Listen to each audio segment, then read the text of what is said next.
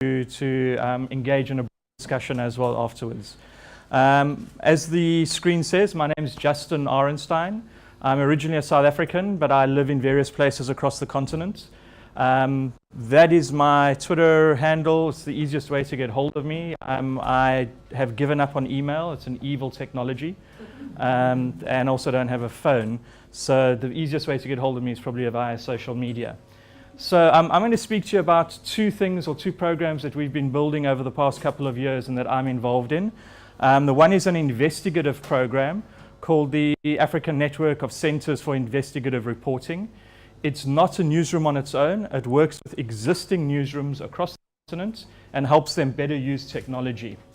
And the other one is an organization called Code for Africa, which is a civic technology and data organization that's got laboratories across the continent, and it works with newsrooms and with watchdog civil society.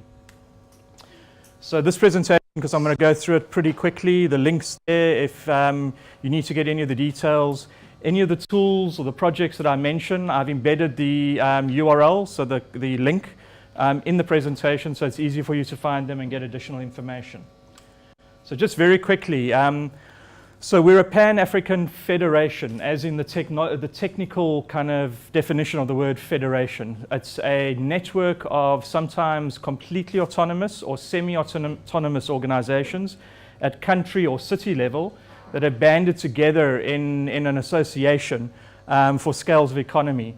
We've got investigative partners in about 22 countries at the moment, and we've got fully fledged technology labs in 9 countries. Technology lab means that there are full-time software engineers, designers, and hardware engineers as well, working out of a brick and mortar place. So it's not virtual, there's somewhere you can actually go and see people. We've got, that number's slightly out of date, we've got about 105 active projects under development or management at the moment across the continent. They range from kind of the obvious things like drones and 360 video and sensors, both air and water and potholes, not both, all three. And then also some slightly more ambitious stuff around data analysis and visualization. And also analog. We do a fair amount of analog despite being a technology organization.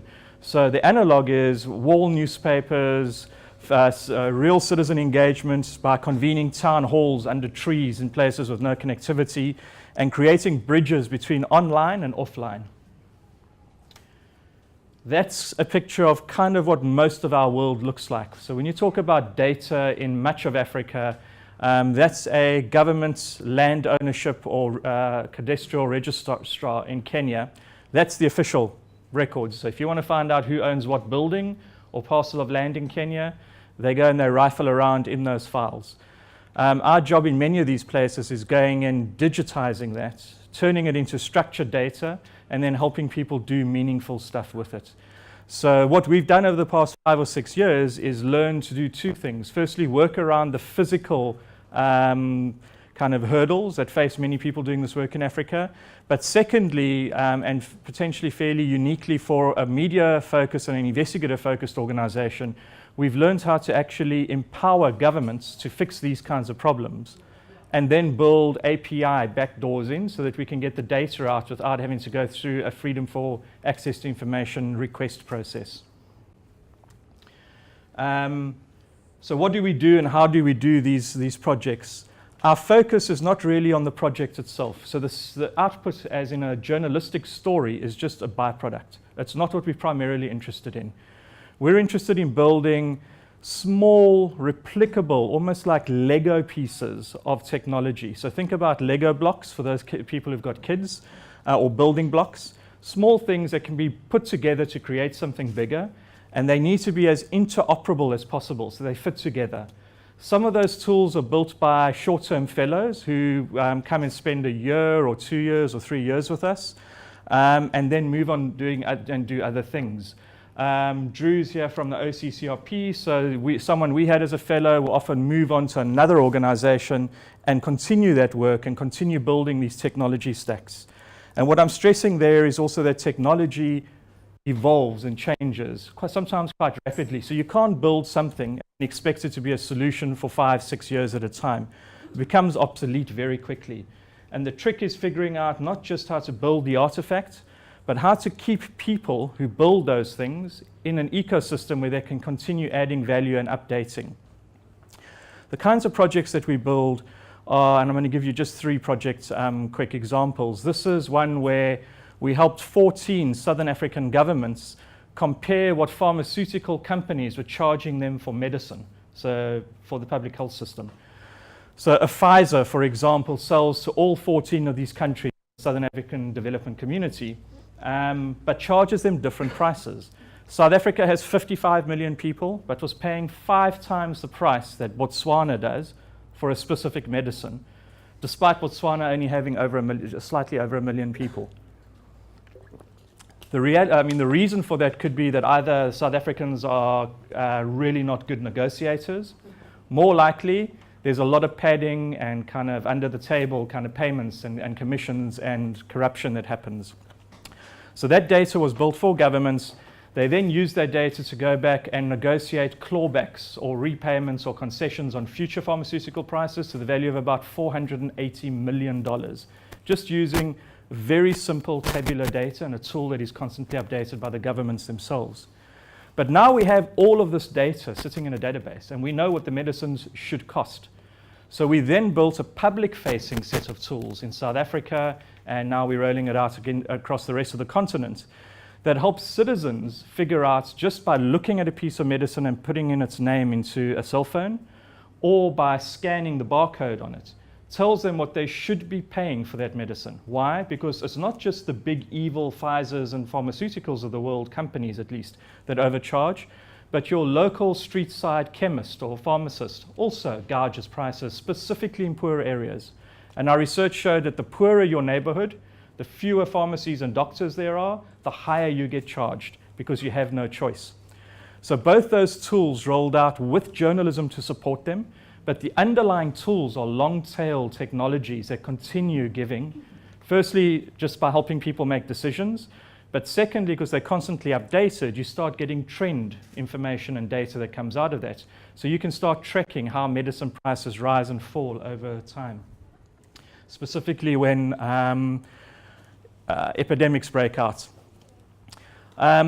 Here's another tool similar, but something we built for a newspaper in Kenya in 2012 called Dodgy Doctors. So Kenya, like many countries, Nigeria, South Africa, and elsewhere, you get people who say they're doctors, but they've never qualified as such, or they're qualified as a veterinarian or something else. They pretend to be doctors. And there was a rash of these in 2012 and now more recently last year in Kenya. So we built a very simple tool. The website is just the public interface. The real way that people access this is through SMS. So you're sitting in your doctor's office and you read or you hear a rumor or you read something in the media about quackery, about kind of fake doctors, and you panic and you want to know, am I at risk? All you do is you put in the name of your doctor and it returns the information to you and says they're qualified to do this, they're whatever, kind of anesthetist. They can actually put you under for an operation, but they're up on malpractice charges. So it gives you qualification, gives you their current status, and then tells you what their malpractice record is. That's all public data that we get. It anchors the top of a page, and importantly, the SMS service is a premium SMS service. It generates revenue for the news partner. So it's low enough that people use it in their tens of thousands, but it's large enough, the revenue, that it actually allows, in this case, the Star News Desk, for the first time in its history, recruit and appoint 4 medical reporters as a dedicated news desk, one of whom is an MD, although the salary is pretty low, so I'm not certain why they're working for it. Where do we get that information? Often from official sources. So the information that drove the Kenyan example came from the official regulatory body, but it was buried so deep on their website as a PDF, a large PDF, that no one actually ever downloaded it or referenced it. We simply scraped it, turned it into structured data, and then built tools on top of it. We use this to help them personalize news. So often journalists write about incredibly important issues, but it's all up here above the heads of people. So all of the tools that we build are designed to try and help people understand where their place is in that story. The back end for any of these tools is incredibly simple. Newsrooms, especially in Africa or elsewhere in the developing world, are places without full-time technologists. So we try and build almost everything that we do using spreadsheets and free kind of platforms such as Google Fusion tables and so forth. The reason is that we try and get away from hidden costs like hosting costs, maintenance costs and so forth, and then just build very simple public web front ends or SMS USSD tools. Sorry, just going back one. But government data, even when you get government data, is often very messy and inaccurate. So in the Kenyan example, we suddenly had scores of doctors phoning us and saying, we're suing you because you've told people I'm not a doctor when I am. And our fallback was, this is the official record. And we could have said, bugger you, go away. But what we rather said was, send us your updated info and we'll feed it back into the government agency. So we created a feedback loop. And we then started sending government updated information, which they then used to start cleaning and updating their own databases on an ongoing, almost real-time basis. It's in the interests of the doctors and the public to give us the latest possible information. And government suddenly realizes it doesn't have to chase people for this anymore. It can rather focus on quality control than simply getting people to register. It's not perfect, obviously. It's a lot messier than kind of that 2-minute synopsis. Here's another tool in South Africa. So what we did was we've built something called WASIMAP, which is a redeployment of an American development called Census Reporter. It sucks in all your census and demographic information and turns it into easy embeds that people can use in stories. It changes not just the way that newsrooms deal and relate and tell stories about data and detailed information, but even the way that they start planning about how they relate or identify their readers and the markets that those readers are in. So this is a quote from the second biggest Sunday newspaper on the continent in sub-Saharan Africa, something called City Press in South Africa. Now, there's another example. I just want to whiz through another very big focus in our work.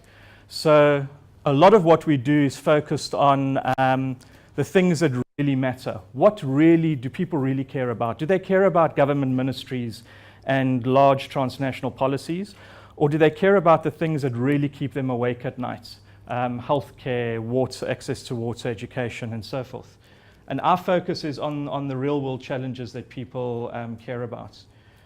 We've used a lot of our technologies to help drive investigations that would ordinarily have been impossible into these kinds of issues. So we worked with a lot of newsrooms across the continent to help them with their Panama paper investigations.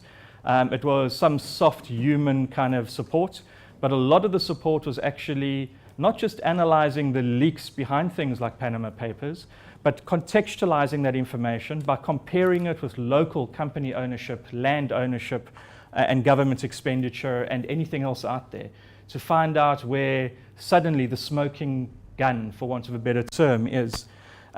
Previously, that would be the preserve of a very small group of experts who have the time and have access to the information.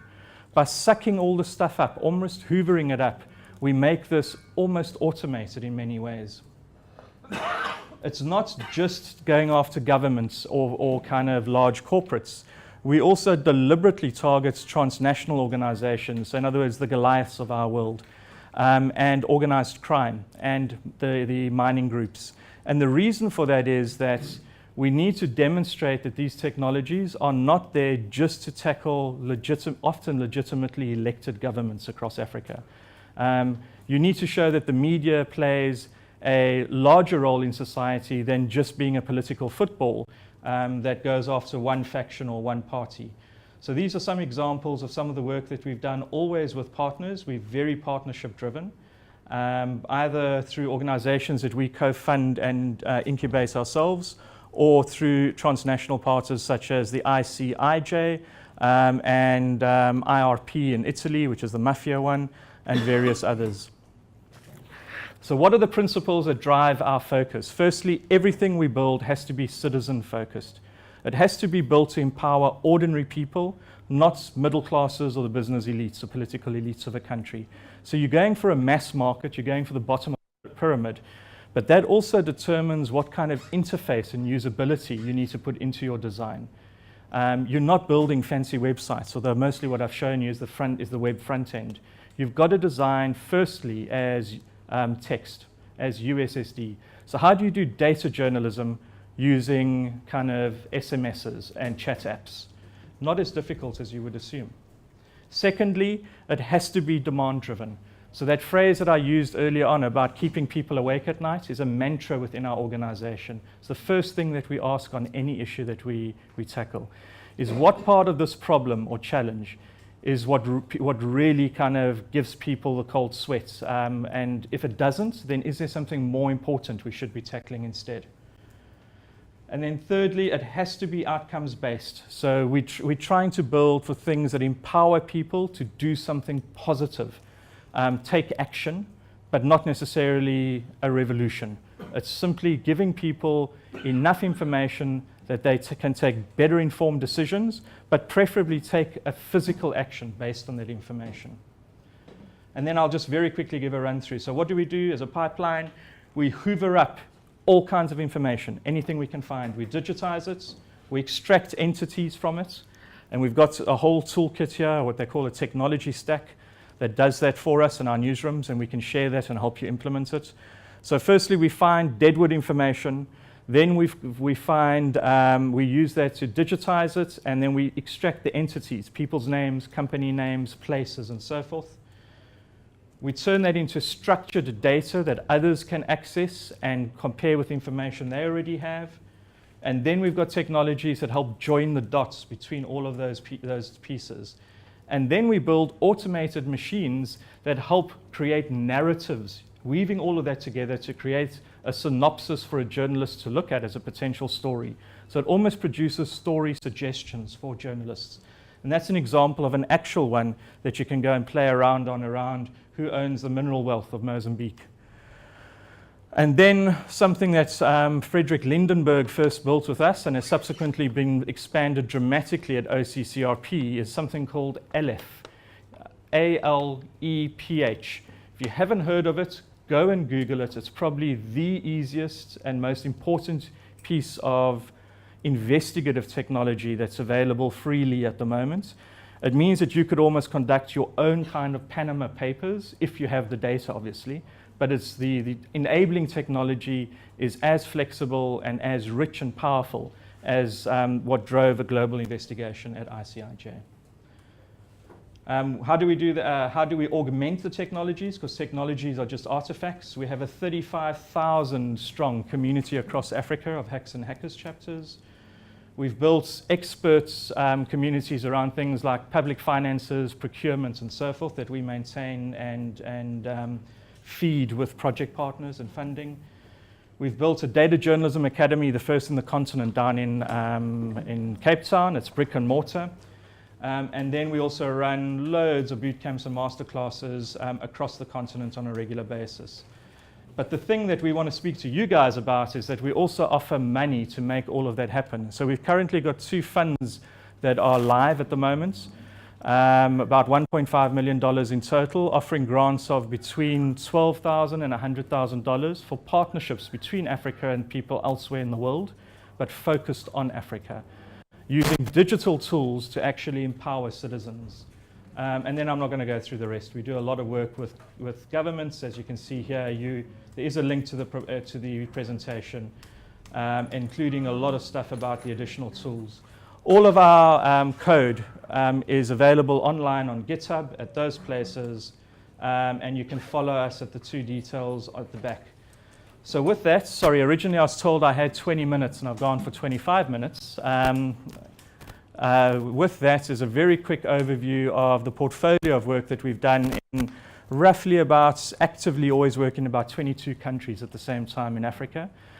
It's a completely African-owned and driven team. So all of our technologists, all of our content experts are African. And it's only lately included South Africa as an active hub in that network. So headquartered out of Nairobi, with labs in, as I said, Lagos, Dar es Salaam, Kampala, and a series of other countries. We're just busy booting up for the first time now in North Africa. We're busy setting up a program in Morocco. So with that, open it to the floor in case people have got any questions or suggestions. And be very happy to kind of, or challenging kind of some of the concepts that we work with, because obviously nothing is ever as clean and squeaky as a PowerPoint presentation implies.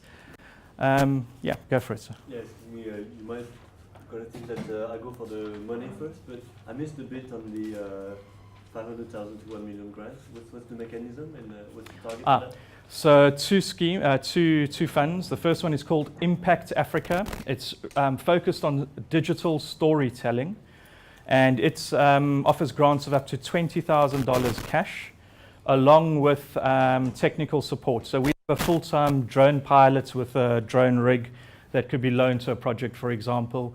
We have a Mobitech lab in Uganda that can build Android tools. We have data analysts in Cape Town that can help you analyze and scrape or liberate data and so forth. So there's a lot of that. And then we've got a very large syndication network that can get your content published not just in one country, but across the continent in mainstream media. The second one is something called Innovate Africa. And that is for more pure technology plays or solutions. It's between $12,500 and $100,000 cash, depending on the project scope. And it also comes with technology support. So in other words, if you need engineering support in addition to the money, biz dev, so business development support. And then also if you don't already have an African newsroom or media partner, we can introduce you to one of those, or we can help you test the end product in a variety of African newsrooms. And we support that at partner level. So in other words, they get a bit of funding support to ensure that they have internal capacity to do it properly. Yeah. Cool. And the deadlines for that are November for the story one and December 1 for the Innovate Africa Fund. Thanks for the presentation. 105 projects, all web-based and things. How can you keep all those balls in the air? We only have one website at Free Press Unlimited, and we have still problems to get that in the air, so in a decent way. So it looks like an enormous amount of workload, and then how to handle that all. Is there at one moment some transfer to local partners that they will pick up, that you do the design and the development of the tool, and then you hand it over? Yeah. So our entire premise is that it's locally driven and locally owned. So what we do is our core team at Code for Africa is pretty small. It's so we've got a technology team of about 6 people in our own lab, and then we've got a project support and administration team of about another 6 people. So it's 12 people total. And what we do is we rather use cash and some technology, and our technologists are all what other companies would call CTOs. So they're people that we've headhunted from Amazon, Google, and elsewhere, and they help with the actual technology design. And then what we do is we appoint on behalf of, so we give partners money, and then we help them appoint technology project managers who can help them scope out the projects. Our designers help them design it, and then we help them find appropriately skilled and priced developers who they can work with. So that's the core organization at top. And then in each of those countries that I listed, there's a local code program, code for South Africa, code for Kenya, whatever it is. And they in turn each have a large technology lab themselves. And they can often give you services at below market costs, so NGO costs in other words, and do a partnership. We don't develop all 105 of those projects. We're invariably a funding agency and then a quality control agency. Where we invest our own engineering support is to help people replicate or scale. So things that were built in South Africa that might work in Nigeria, we'll help redevelop, repackage, and do all the documentation for it. So almost productize it in a way. I hope that answers your question. Good. Yes? See, I'm from India, and one of the documents what we are collecting, the data we are putting together right now is the India and China's investment in Africa. And we discovered that India's investment or the China's investment are not really benign as it appears. And the expectation of the return on investment is so high. Naturally, it should be an adverse impact there. What we can provide is we can give you some sort of a support or system of the people who are investing and their credential as the Indian corporate houses. If somebody can take up from the Africa side, so the India and Beijing side, at least we can pull out the name of these companies, what are their standards they adhere to, and they already have double standards because we know that their investments in Europe adheres to a higher standard and their investments in Latin America and Africa is the lower standards. So we can share that part, but it all depends on somebody from Africa to take it up and look at these companies. So we do a lot of that kind of partner brokering as well. So we've got this investigative program, which I haven't really spoken about much, and that's got a network of newsrooms that does exactly that between the newsrooms. So maybe an organization in Nigeria, for example, stumbles across a large money laundering scandal, but they don't have anyone who understands international finances. We then link them up with a partner who has international finance expertise, as well as data analysis expertise, and then we help them collaborate. Internationally, what we often do is help people build what they call APIs, so application program interface. Think of it almost as a power socket in a wall that you stick your power cable in for your computer. Effectively, it allows you to plug yourself into someone else's data and suck that data out and compare it with the data that you've got.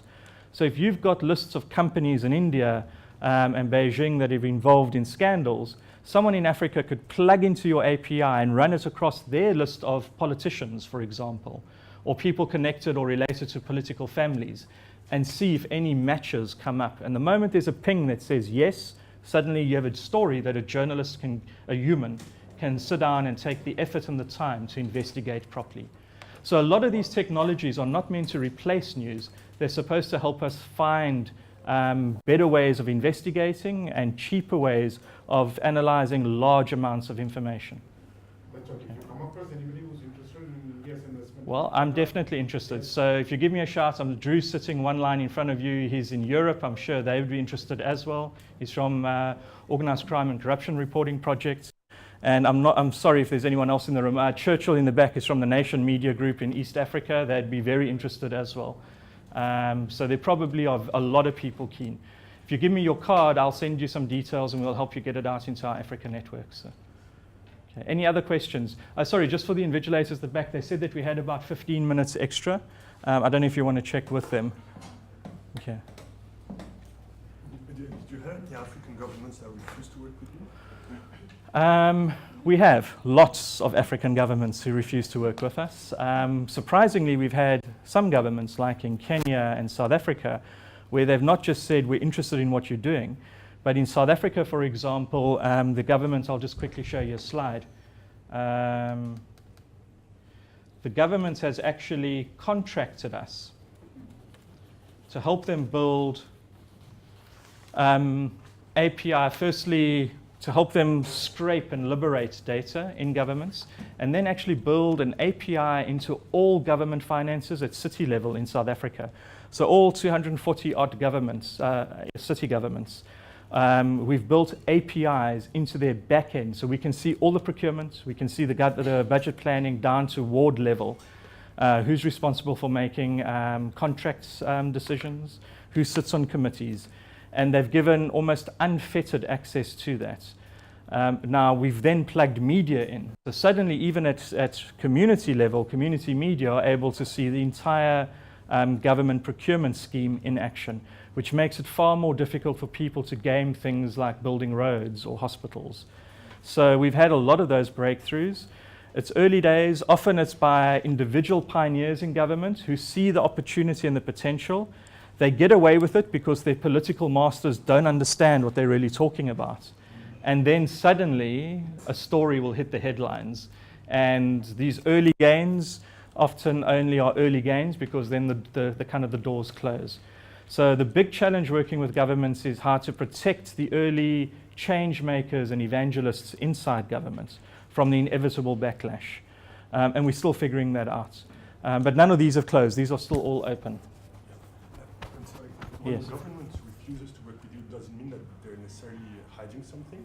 Not necessarily. Sometimes it's just pure risk. Sometimes, because these systems are not cheap, doing it at government kind of level and scale. So sometimes it's an issue of efficiencies and trying to understand what the real value or return is for a government agency. The strategy that we use there is to try and position any of these things that we build as the first and primary user should be government itself. So we treat government as the client and say, how can we build these things that makes your own decision-making process more efficient and cheaper? And then as a spin-off of that, the public and the civil society kind of benefits are almost a byproduct. But we build into, so we also use the Open Government Partnership as a pathfinder. So we figure out which governments have committed to the OGP, because then they've committed themselves to an international treaty and to a roadmap of opening up things. And then we target those governments as primary ones. Usually not governments who've been long-time members of OGP, because they've already figured out how to game the system, how to make it look like they're opening things up. So we rather go for the newer governments who are still kind of naive in a way, and they're still figuring out how to kind of tick enough boxes to achieve membership of OGP. But it's not easy, it's a long process, and I mean, as anyone who's worked with governments will know, turning a government ship takes a very long time, and often as you turn it, kind of it starts drifting back for whatever reason. So, okay. Any other questions before we close? Yes? You mentioned that you're doing a lot of events, a lot of like master classes, boot camps, things Yeah. like that. Do you partner with any training organizations to build capacity around using these Yeah. data tools for African journalists? So what we do is initially we did a lot of our own standalone events. Our approach to training is that the event is actually a waste of money. We hate hit and run events because it's just a bottomless pit, as anyone in the donor world will know. So we use the events to rather teach people how to work together as a team, a cross-disciplinary team. So how do you get journalists working with technologists, with designers, with data owners or curators, and figure out the dynamics of how you get that kind of relationship going. The real investment is a 6-month aftercare program, where any of the projects that come out of those first 4 days at the boot camp then have to be built into a project that's, for example, Churchill's newspaper group in Kenya would be able to deploy publicly and invest into. And that's an approach that doesn't always sit well with traditional training houses, because their business is actually just putting bums in seats and then moving people out. But we have had success at taking some of our curricula and turning that into a productized suite that the Aga Khan University for Communication, for example, in Nairobi, then reuses as their data journalism program. The same for University of Cape Town and a couple of other universities. Turning a lesson plan into something rigorous enough with courseware for a university to use is not cheap though. So you've got to, we've had to figure out how to do that as well. We've done MOOCs and we've done other things, but they're all, effectively, they're really just gimmicks for building a community of people who you can then really invest into over time. Yeah.